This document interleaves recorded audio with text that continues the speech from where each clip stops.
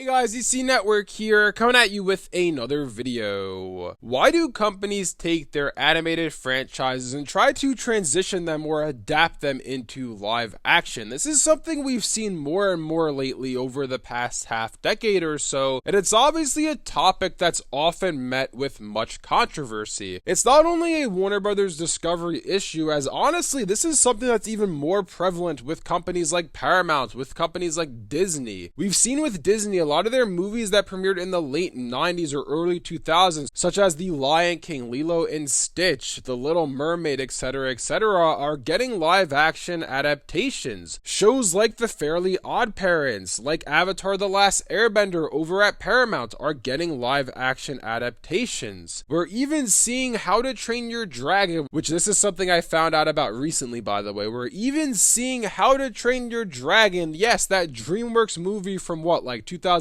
2009, 2010, somewhere around there. It's getting a live action adaptation next year. We're seeing this more and more throughout the industry, and I just wanted to discuss in today's video, why exactly is this a thing that's happening when it's almost always met with a lot of backlash amongst the community, amongst the fan of the original projects, of the original works. So as I said earlier in this video, this is something that I feel like's been becoming more and more prevalent over the past half decade or so, but it's not something that's mutually exclusive to this period of time that I've set forward. This is something that's been present over the past 20 years, where a lot of animated series are being adapted into live action, essentially, in my opinion, as a way to bring them to the masses, as a way to get more people involved in the franchises. And what I mean by this is, a lot of people, in particular older generations, have a stigma towards animation. I know there are people that I know personally, when I tell them, yeah, I have a YouTube channel where I talk about cartoons, they kind of look at me like I have 5 heads, like, why are you talking about cartoons? You're an adult. Shouldn't you be moving on from that sort of thing? So the reason why a lot of these live action adaptations end up happening is essentially these executives are saying, oh, you know, a lot of these older audiences, they think that animation is just for kids. You know, you can't be an adult and like animation. Animation's only made for little kids. They don't have adult animated series. So why don't we take these classic animated properties that we have, such as The Lion King, such as The Little Mermaid, How to Train Your Dragon. If you guys recall, we were getting that whole Powerpuff Girls live action series titled Powerpuff that thankfully got canceled, even though I think that the premise for that series wasn't bad, but it just never should have been a live action show in the first place. Why don't we take all these things and make them into live action? Because that way we can get those people who are like, hey, animation's for kids. We could take these great stories that have a lot of mature themes in them that definitely aren't meant for kids, and we could just bring them to the masses, because people will be like, oh wow, this is a live action show, this looks really cool. And in essence, what ends up happening at the end of the day is, with these live action adaptations, these live action reboots, these live action revivals, is more often than not, they end up losing the charm that made the original show what it was. So I haven't seen many, if not any, of the live action adaptations that I brought forward in this video. I never saw the live action Avatar. I haven't seen the live action Lion King, Little Mermaid. I'm not gonna watch How to Train Your Dragon. I just have no interest in these, because again, it's like, I've seen the original work, I've seen the original animated project. I don't need to see these live action versions of them that are going to end up being watered down from the original show. But one of my friends, when I was watching Avatar: The Last Airbender over the summer along with The Legend of Korra, I was talking to him about the series and what I liked about them, what I didn't like about them, and he was telling me, oh, do you know there's a live action Avatar? And I'm like, I did not know about that. Is that really a thing? And he was saying, yeah, it's essentially supposed to be a one-to-one modern adaptation of the original series in live action. I asked him how was it. Of course, he said it wasn't good, so I decided to watch some clips of it on YouTube. I actually watched them alongside when I was watching the actual show. So like, for example, I saw the episode of The Blue Spirit, and I saw then the clip of that in live action, and I was like, geez, like, this really lost its charm in live action. Like, it does not work at all compared to how amazing it was to see in animation. And that's something that often happens with these live action adaptations. A lot of them also too are really low budget, which doesn't help the situation. Like, in regards to those Ben 10 live action films that released back in the late 2010s, the budget on the CGI isn't exactly the greatest. It doesn't look that great. So in essence, you're watching a watered down live action adaptation of an animated series that doesn't have the highest of budgets. It's not going to be a good mix. Of course, I can't make this video without mentioning Dragon Ball Evolution, because I feel like Dragon Ball Evolution is honestly one of the poster childs when it comes to these live action adaptations and why they're so bad. I'm gonna be completely real with you guys. I haven't seen Dragon Ball Evolution, I think, since it came out. I really don't remember the film at all, but I know it's one of the most hated live action adaptations out there. And thankfully, Toei Animation, Dragon Ball, they haven't attempted to do another live action adaptation since then. Hopefully they learned their lesson. But of course, we're seeing other live action adaptations of different animes, such as Death Note, I believe, has one on Netflix. We see the One Piece live action adaptation on Netflix. I've heard Naruto is going to get a live action adaptation, which I'm not gonna lie, I'll probably check out that one just because I'm very curious to see how they're going to adapt Naruto into live action. I'm sure it's not gonna work. I'm sure it's gonna be terrible, but of course they're attempting to do it. But on the flip side of this, I do want to say there is one instance where I actually don't mind a live action revival or live action adaptation, and this might be rather controversial, but for example, like with those Ben 10 films back in the day, Ben 10 Race Against Time and Ben 10 Alien Swarm, those are instances where I actually don't have a huge problem with a company making a live action release for their property, because in my view, what that does for Ben 10 Race Against Time and Ben 10 Alien Swarm is it's not really taking away from the actual run of Ben 10, if that makes sense. So like Ben 10 Alien Swarm and Ben 10 Race Against Time were being made concurrently with the original series, Secret of the Omnitrix and Alien Force respectively. So they weren't taking away resources from those shows. They weren't saying we're not going to make Ben 10 anymore, we're just going to do these live action versions of it instead because we want to get more people into it. No, they were doing this as a way to further promote the franchise and make it as something that kids could enjoy. Like, I don't think that Ben 10 Race Against Time or Ben 10 Alien Swarm are these two, blockbuster hits that I recommend to everybody. They were something that I enjoyed. I rewatched them about 4 years ago, and I really enjoyed watching Race Against Time, and I really enjoyed watching Alien Swarm. At a given point, I feel like, in my opinion, it's kind of cool to see your favorite franchise adapted into a little live action movie. I think that's not terrible. I think that's an okay thing to be doing if it's done with care and if it's done right. Again, I'm not saying these are the most high budget films to be ever released, but I think they did a service to Ben 10. They didn't do a disservice to it, if that makes sense. On the other hand, you have something like Dragon Ball Evolution, you have something like Avatar The Last Airbender. Avatar The Last Airbender's live action series is literally just taking the original show and remaking it in live action. There is absolutely no reason to be doing that. If you guys recall, actually, after Avatar got canceled, I haven't talked about this in a video, but for those who don't know, Avatar The Last Airbender had a 3-season run on Nickelodeon. They were actually planning to make a 4th season, but it was canceled in favor of making the live action Avatar The Last Airbender movie, which I believe came out in 2010, and that served as an adaptation of, I believe, the first season, but in live action for the first time, and essentially they're redoing that, but on Netflix now for whatever reason. That's where I have a problem with it. That's where it's like, okay, basically what you're doing is taking the property or even the stories that we saw in animation, adapting them into live action where they're never going to be as good, and you're taking away from the rest of your property. So instead of getting Avatar The Last Airbender Season 4, instead of seeing what happened with Zuko's mother, what happened with Azula, what happened with all these loose ends that were left after the finale of the original show, they decided to forego all of that in favor of making a live action adaptation of the first season, which that's when I have a problem with it. Also, as well, there was the rumor a while back, last thing I want to bring up here is Danny Phantom was apparently getting a live action adaptation, a live action series. This has not been confirmed, but it was something that was rumored a little while back. I saw a lot of backlash about this online, and quite frankly, I don't mind them doing a Danny Phantom live action series or movie or whatever they're going to do with it, just because Danny Phantom's a dead franchise right now. Danny Phantom has nothing going for it other than some comic books that are being released from time to time, but it hasn't had any sort of TV presence or movie presence since the original series ended all the way back in the mid-2000s. So I feel like in an instance like this as well, when it's a franchise that's dead, if they make a live action Danny Phantom, if it turns out to be any ounce of a hit, whether it's a hit financially or critically, whatever the case may be, it's going to get eyes back on Danny Phantom, and that potentially opens the door to more Danny Phantom stories, whether it be told in a revival for the original series, whether it be told in a sequel series where they're aged up. That's something that wouldn't be happening otherwise without the eyes that got on Danny Phantom from the live action movie. So that's another instance where I don't exactly have a problem with it, but generally speaking, if you're an animated franchise and you're going to be getting a live action adaptation or a live action revival or spin-off or whatever you want to call it, it's something that these studios should generally steer away from. It's something that I don't think is a good idea, except for a few exceptions, whether it be something to either promote your brand a little bit more, maybe get more eyes on it, or whether it be a dead property that you're trying to revive and you think that for whatever reason doing a live action movie or a live action story will get you the resources, get you the money you need, get you the fan base and the eyes you need in order to make the new spin-off series or revival or sequel successful that wouldn't work otherwise without that live action film. I know that sounds a little redundant, it sounds like it's a little bit convoluted, but it's actually a thing that could help. Like with Danny Phantom, if they make that live action movie or whatever it is series and people start talking about Danny Phantom again, it starts trending on Twitter regardless of how good the series is or not, that just opens the door for Butch Hartman potentially to come back and make season 4 of Danny Phantom, or to come back and make Danny Phantom in his 20s or something, a brand new series where we're following him as an adult. That's something that would not happen otherwise without people having interest in Danny Phantom again, and whether you like it or not, that live action show might actually do that. Anyways, let me know down in the comment section below what you guys think about all of this. What do you guys think about live action adaptations of animated series? Do you agree with me that it's generally a bad idea to do so? And do you also agree that in some instances it actually can make sense and be a good thing for a franchise, or do you think it's something that these executives should never touch? If you guys enjoyed this video, be sure to leave a like and subscribe to see more content like this from DC Network. Thanks for watching, and I'll see you guys next time.